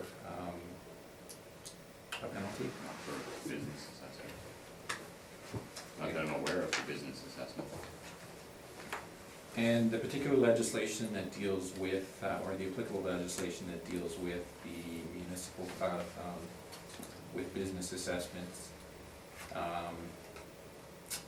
relate to the City of Winnipeg Charter. Yeah. Do they relate to this section of? Yes, they do. And to answer your question in more detail, me and Mr. Slaughter and Mr. James Mercury, and Ms. Kaylin Bombach were at appeal for the 2016 Manitoba Hydro Building Business Assessment Appeal, which dealt specifically with non-compliance. There were 3 points to that ruling. The first point was whether business assessment should and can receive a non-compliance penalty. It explicitly stated it can. The second point was, did we prove the failure?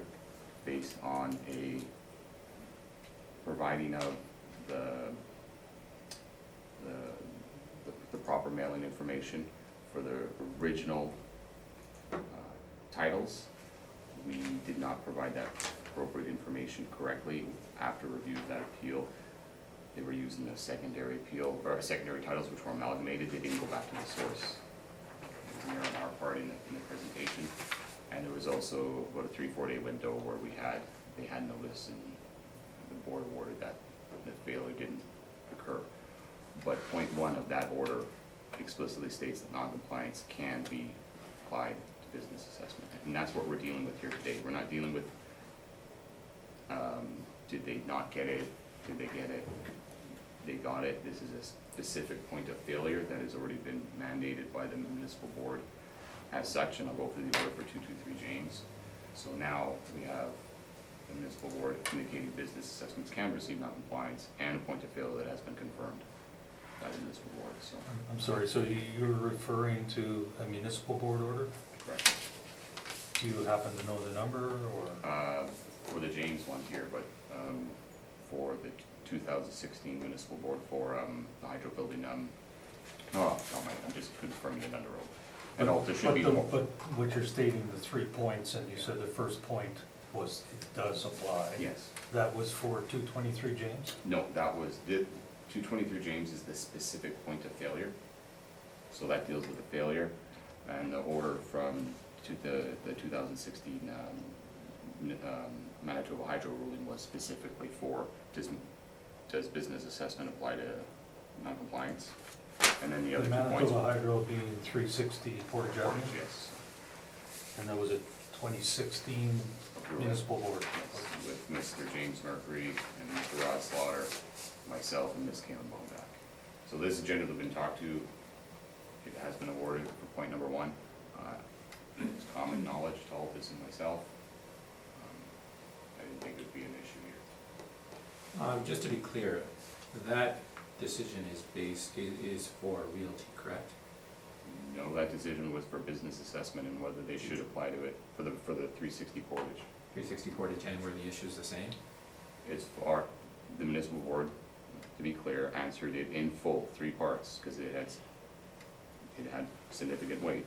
Point number 1 is, can business assessment be applied, or non-compliance be applied to business assessment, and they answered that in full, yes. Well, that's not what I'm asking, though. Were the issues the same? Was in The point of failure was different, that's what I'm highlighting. But it's not an issue of point of failure when you have 223 James, that failure has already been proven. Just to be clear here, you're saying that because there are no stall rates here and no stall counts, you can't come up with an occupancy value? I'll get into that more explicitly as we go along, but I'm trying to present the argument. Now, there is a parking value here, correct? Right. Okay. And we've made it clear that parking is gross, correct? Correct. Now, your model applies a standard 45% expense ratio, does it not? Correct. So if you apply a 45% expense ratio to the parking that is displayed here in the income expense questionnaire that you've provided, can you not come up with an occupancy No. value? No, because this is the point I'm trying to make, and it's getting a little muddled, so I'm gonna be more specific, and I'm gonna go through in more methodic logic. If you look at this particular INE, they report $332,371 gross parking rent. They don't report a stall count, they don't report any rates. Right there is a failure. That's the point of failure. Now, we know from what we have recorded and submitted in the past that there's 325 stalls. That's secondhand knowledge, not on the hard copy INE. For that 325 stalls, that translates down to a gross rent of $85 a stall for underground heated parking in downtown. That is ridiculously below value. That is something that you cannot use. Who rents here? If I'm allowed to finish. No, I'm just asking as a question, who? If I'm allowed to finish. If you turn to page 6, you have Wawanesa, and you have Assiniboine Credit Union. Wawanesa is owner occupied, and you have Assiniboine Credit Union taking up the majority of the space. I went over these years. I've actually called up the contact point. Not all the stalls are rented out. Some of these are owner occupied. So when we go back throughout the years, and I'll go through what Altus has submitted, and I'll just generally speak to it because it was submitted on the, for rebuttal. For 2009, they report $201,000 approximately for a gross rent, which works out to be $51 a stall gross. For 2010, they report 311, which works out to be $79.95 a stall gross. In 2000, that was 2010. 2011, they report 275,000, which works out to be approximately $70.67 gross. You look at for 2012, they report 289,000, which works out to be $74 gross. In 2013, they report 295, which works out to be $75.70 gross. In 2016, they report 336,173, which works out to be $86.20 gross. And then again here, approximately $85 gross per stall. That is way below market. There's nowhere near downtown parking that you would ever get the rate that you'd be getting on surface exposed parking or underground parking at $85. How they're reporting it, they're not reporting stall rates, they're not reporting stall counts. There's no way for us to use this information, and if we include it in our model, it would skew the numbers. So the point of failure here is exactly for 223 James, which they didn't report the stall count, and they didn't report the stall rate. We need this information to do our modeling, to project our values. In this case here, we can't use this information. That's the essence of the failure. That's why it was granted for the realty. And now it's merely not a point of whether there's a failure occurred or not, it's whether it should be applied to the business assessment or not. And the hydro building ruling clearly states for point 1, which Altus is fully aware of, as Altus's office manager and their legal representation sat in a day-long hearing with myself and the city's legal representation, that point number 1 is explicit. We can and should be applying non-compliance to business assessments when they are owner-occupied, and they are owner-occupied.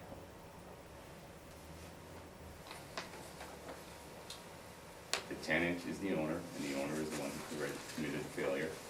So there is a link. If this would be a separate tenancy, no link, there's no failure by this, there's no relationship, then you don't have non-compliance. In this case here is owner-occupied. Now, in your page 4 of 7, in Sorry, your with, page 7. yeah, page 4 of 7 in your handout. Yeah. Okay, 1 second.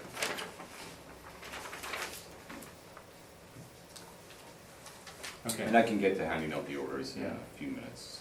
You do have the orders?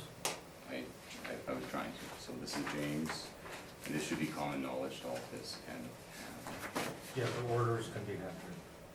and then as well the realties.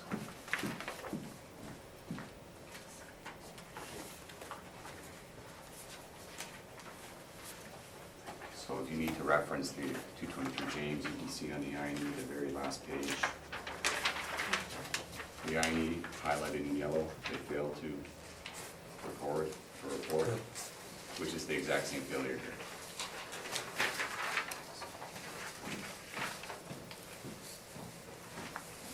And like I said, the only thing that we're really at question here today is non-compliance for business assessment. One is owner occupied, and number 1 of that ruling for the hydro building is explicit. Both Altus and Hudson are aware of it as we presented. Okay, sorry, you were referring to page 4. Yes, and I note that, and this is simply because I was listening to what the assessor was saying, that in cases of owner-occupied situations, correct? Yeah. Now, that one, on page 4, it specifically says partially owner-occupied. Yeah, because the So building. that would also include partially, That's my whole point. That was my point. They didn't report the stall count, they didn't report the stall rate. If the owner of the building is occupying the parquet at a lesser rate than market, or at whatever stall count rate than market, or free rent, or free parking for their employees, or whatever, however they do it, they're not reporting it properly. So when you look at this parking income, we can't use it. We don't know what the stall count is, we don't know what the stall rates are, we don't know what the monthly rate is. This information we have as far as the gross parking rent is useless to us, which is exactly the 223 James rule. It's explicit. We asked for the rental rates, we asked for the stall rates, stall counts, and we didn't get it. So that is 2 points of failure. So the point of failure has already been proven. It's already, I have even an explicit board order that is exactly carbon copy the issue. And the other issue was raised and answered by legal, by both Altus and the city. And I know, like I said, was answered in point 1 of the 364-inch order. Business assessments can receive compliance when they're only occupied.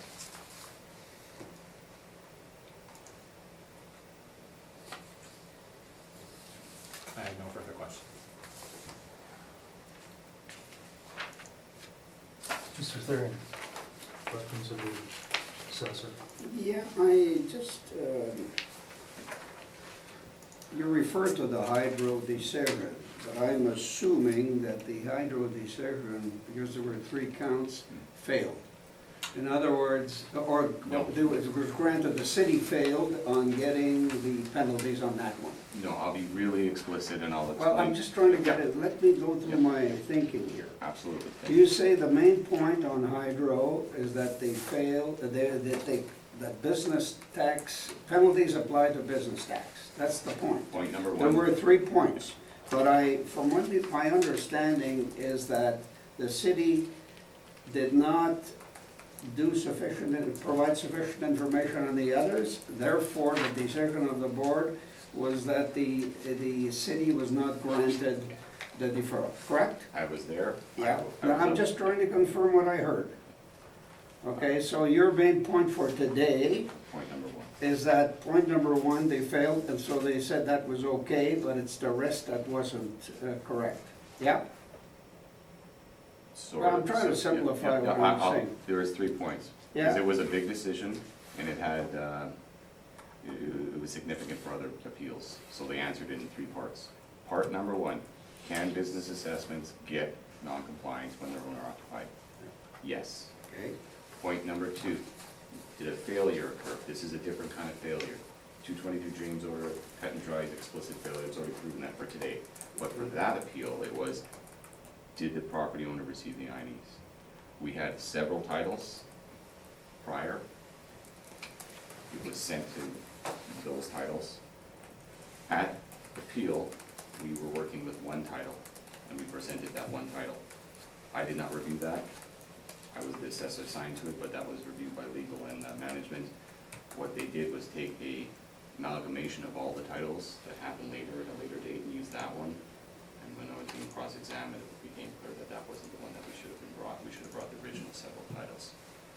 And then there was a 348 window where they said they didn't get it, and then, was that enough time? So those were the 2 main points that we did not prove the failure, so it was not allowed on the rationale, mainly for that. I can tell I was up there, I was answering the questions. And on the 3rd point was whether it should have been heard at all at the municipal board level, as we did not ask for the increase back to the original value. So basically the municipal board was like, why are you even at appeal if you're not asking to go back? You should have asked for it to go back. Those last 2 points were with legal and management. I did review those 2 points, and it became an issue at appeal that was unexpected. The main point that I was dealing with was point number 1, can business assessment receive non-compliance? And I laid that groundwork out for the last 2 cycles, and it was finally tested at the municipal board level, and it was agreed upon. It can receive non-compliance. I know this is a legal question here, but did they not comment as well on the double whammy problem here of getting a penalty on real estate and getting a penalty No, on because it's business? two separate things. So they looked at this totally differently. It's two separate things. You pay taxes on realty, you pay taxes on business assessment. If you don't give us the appropriate information, as we asked for in the INEs, that can skew your realty value, that can skew your business assessment value. And the rest of the tax base shouldn't have to pay that hole, or fill that hole that the reduction would be left from if there were to be a reduction. Because that property owner did not properly report. So when you have two assessments, it affects both your assessments, as long as you are owner occupied. If you are tenanted, then the tenant didn't do the failure, they're not responsible. So in this case here, they are owner occupied. Mr. Therian, sorry to interrupt you. Am I- Do you am I have, correct? do you have this decision that you're referring to all the time? I haven't brought it in today, all this is referred to it, I thought it was pretty common knowledge. Yeah. I can get it for you if you're requesting it, if that's the issue. That would certainly help us, because you keep Absolutely. referring back to, and. we I've can- tried presenting it before, seems to be kind of a common knowledge thing. Yeah, but this is a independent board that Yeah. goes with the evidence we get before us here. If you wanna have a short recess, I can provide it. This is a preliminary matter. We haven't started the actual appeal yet. If the panel is requesting to see the order in full, it would only take a few minutes to print it off and bring it in. But generally, when we speak to it, I've had Rod, I've had James, Mr. Mercury speak to it, we just generally talk to it. Mhm. Yeah, but you see where it would be helpful to us if we had the actual decision. Yeah, And I'm not refuting the Yeah. fact that you're under oath and you're speaking to it, but it does help us. I'm under oath with all this. We're the ones who presented it, you know. Okay, So, sorry, Mr. Therian. yeah, but I'm just trying to make sure I got my head around this properly. So your 223 James argument here is based on the information you're requesting, so you're saying that's very similar It's- to the information that was not provided? It's explicitly the same, so when you look at the That's back- what you're saying? If you look at the back of the INE, which they did not report the stall counts, stall rates, monthly Okay. rates, And that's, and then they also reported the gross rent. so that's what you're highlighting here in the yellow on the last page. Yeah, and if you refer to the points of failure, And today, in yours, so that would be point 2 and point 3 of the order. And of course, the deferral that comes, it was raised, highlighted in yellow, and it was answered. and on today's evidence in your docket, number of stalls 0, and that this is where you're sort of comparing it to the order Yeah, they given. don't give the stall on rate James. or the stall count. So you're saying it's the same argument? Exact same argument, exact same failure. Okay, that's all, Mr. Chairman, for me, thank you. No, I think we've talked a lot about If you it. want to take a recess, I can do Well, that. the chair will decide that. So you're saying, but this is actually a realty decision, correct? That decision speaks Right. to the point of failure, No, I understand, but it, there's a point of failure on it, but it is a realty issue. and, And we know that the Board of Revision yeah, maybe accepted that or yeah. decided the same way on other evidence, but So now the only issue at play here today, just because that was already answered, is the hydro building decision, which was a substantial decision, which I'm surprised that I wasn't aware of it, but no offense, but I thought it would have been reviewed by now. Point 1 of that order was, does non-compliance apply to business assessment? And that was just what the municipal board wanted to answer in full, yes. Then it got onto the specifics of the actual appeal of that hydro building, and so, they decided that- so this 360 Portage was definitely a business assessment appeal. Oh, yes, And, just, and the first point was whether the non-compliance through the legislation and charter, Right. does apply. And it applies was to the raised and City of answered. Winnipeg Charter. The answer was yes, it does. Yes. Okay. Again, I can, if there's no objection, do both. Well, no, I think we'll wait and hear from Mr. Navarro as well. Like, I am under oath, we are against all this. I appreciate that. Okay, Mr. Navarro, did you have something to add to help us with our deliberation on this point? It's time for you to make your decision. You have nothing further to add? Is there No, any that's all right. questions of the applicant, although he hasn't presented anything? Was there any Well, I'm just trying to clarification? get clarification, that's all. Thank you. I guess my question is, are you aware of this decision for 360 Portage Avenue, the BA? I was not aware of the decision, nor was I, oh, sorry. Yes, I am aware of that particular decision. I was not aware of this penalty, however, yeah, so. So is it your contention that the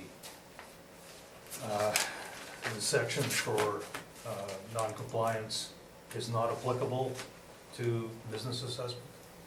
No, I'm not gonna argue that. No. Okay, thank you. We'll take a short recess then. Okay, if you're gonna leave, we'll stay. Yeah, we'll call the hearing back to order. We have deliberated and we have decided, based on the evidence that's presented here, that there is sufficient evidence to warrant the assessor's request, and therefore we are going to place the burden of proof on the applicant. So when you're ready, Mr. Navarro, can I hear from you, please? We'll ask that the assessment be confirmed.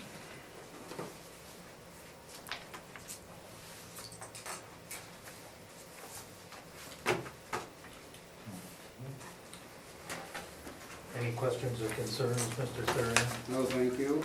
Ms. Nesbit? No questions. Mr. Assessor, you have nothing?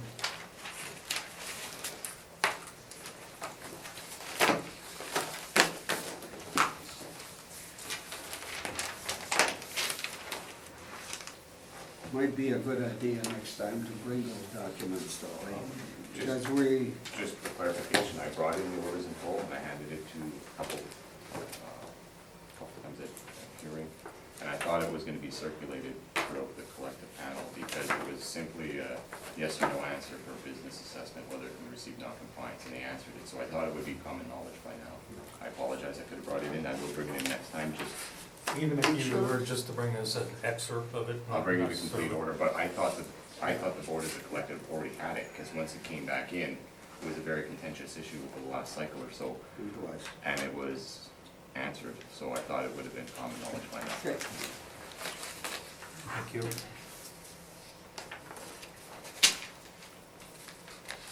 Okay, we'll move on to item number 11 on the docket, which is Unit 200, 345 grant.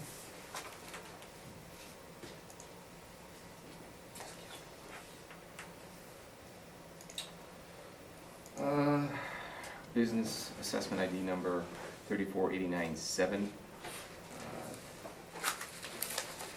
The total annual rental value is $442,620. Total area of the premises is $27,921. The overall ARV is $15.85. I have a bit of a correction to make on this. We seem to have erred a little bit, but in red, I'll go through it. We have, for the 4 units, we have ARVs of $15.62, $15.15, $17.07, and in the basement area, $10.93. For PID number, business ID number, I should say, 29502, which is the second line, we have ones put in for the areas, which accounts to an occupancy cost of $2. That is not correct. The area should have been 9194. So the areas that are put in occupancy costs that are 22,525, and the annual rental total value of 161,814 is correct. I'm not asking for an increase, it's only about a 5% difference. So at that level of error, I'm not gonna deviate from the original assessment, I'm just merely highlighting. highlighting it. So, the subjects, I can speak this morning, subject lease information is as such, $13 a square foot and $16.50 a square foot is what it's under lease for, with the third unit being leased in 2015 for a higher rate at $16.50. So, this is the same comparable sheet that we've already seen for OFBs downtown. We have 71 comparables. We have $14.96 a square foot, $13.33 a square foot, and $14 a square foot for the average, weighted average, and medians. So a very tight analysis. We then have the Cushman Wakefield Stevenson report for OFB downtown for 27 buildings, approximately 3.5 million square feet of inventory. They have an average net rental rate of $15.31 a square foot. So after that, on page 4, we have vacant space in the downtown area. Again, leasing up from $14 to $16. There's $12.50, $17.50, $17, $17, $13, $16, $15, and a $14 rate. So it's within range. And then on page 5 just shows the building itself. It's kitty corner to the True North building that they just put up. So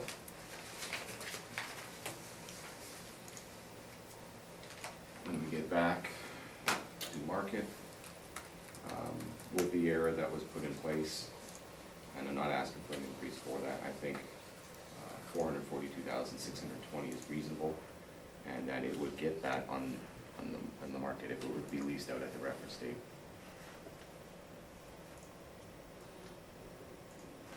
Thank you.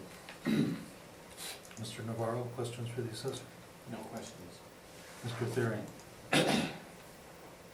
Yeah, I'm just trying to question you're on page 1 right now. Yeah. And to make sure I understand, 120 Graham, you've got base ARV of 1562. Yeah. And then in the reported at the bottom is $13. That's contract rent that was signed in 2011, so it's several years off the reference date.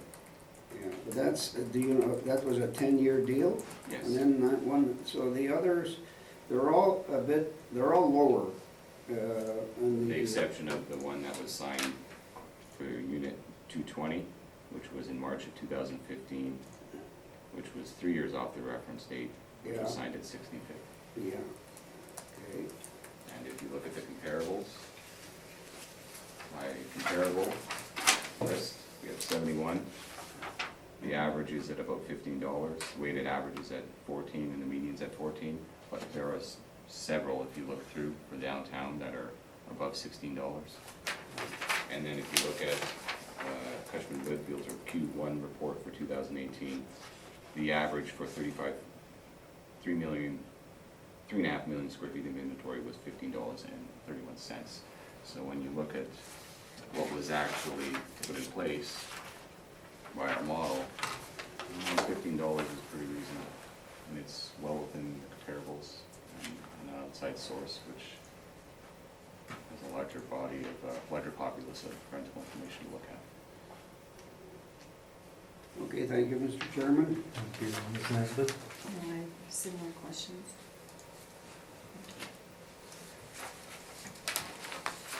Yeah, I have no questions. Thank you. Mr. Navarro? I'll ask that you confirm.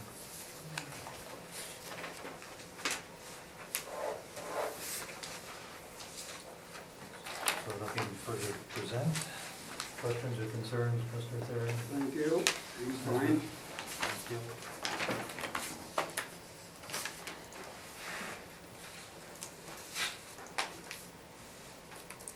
Bring us to unit 400, 200 Graham.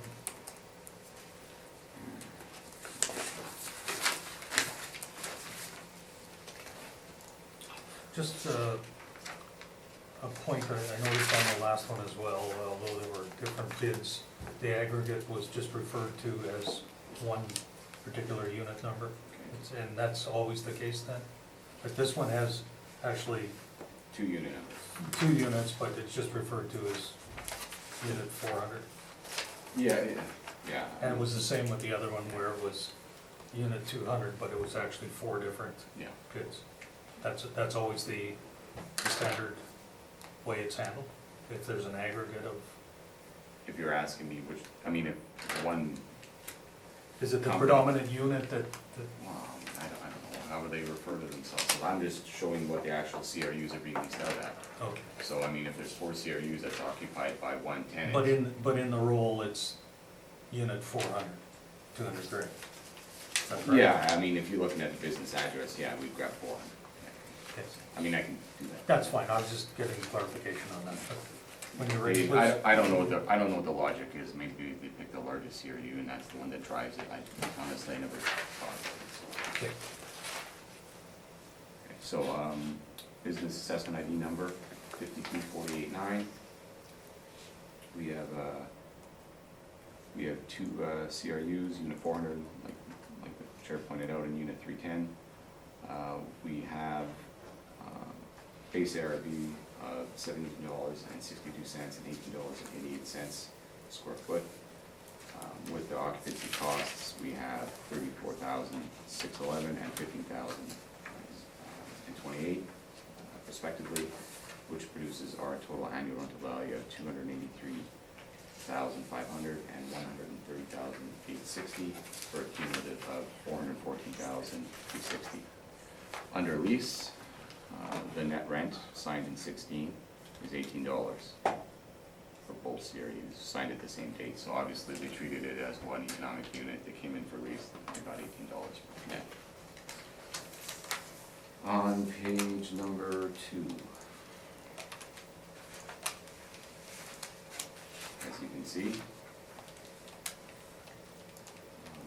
comparables 2 and 3 are the actual subject property, or the actual rents in the subject property, and then comparables 1 and 2 are also in this subject property as well. So our average rent for 247,700 square feet is $18.44 a square foot, with a weighted average of $18.33 a square foot. So if you look at the INE, as you can see, that's the rent that we pulled that from the INE, or the rent from the INE, which is $18 a square foot. So they're basically right at market. At the average of 18, or 1833, however you want to look at it. Thank you. With that, I'm open to questions. Mr. Navarro, questions for the assessor? No questions.